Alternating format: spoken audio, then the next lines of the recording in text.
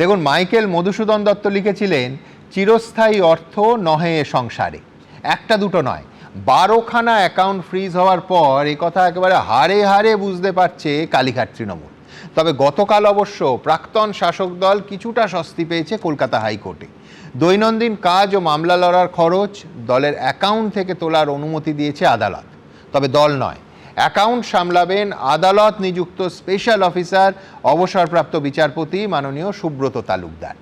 এখন রাজনীতিতে বুঝলেন, আজ যার আকাশে খটখটে রোদ, কালই তার পূর্ণগ্রাস সূর্যগ্রহণ।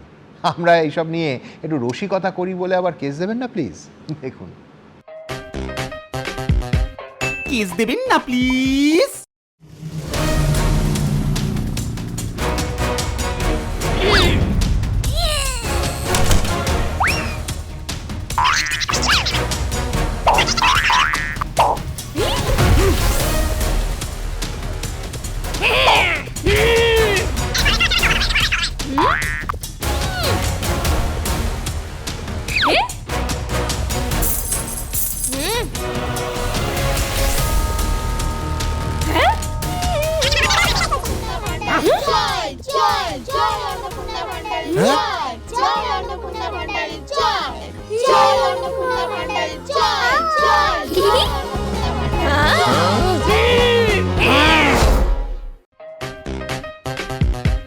কেস দেবেন না প্লিজ।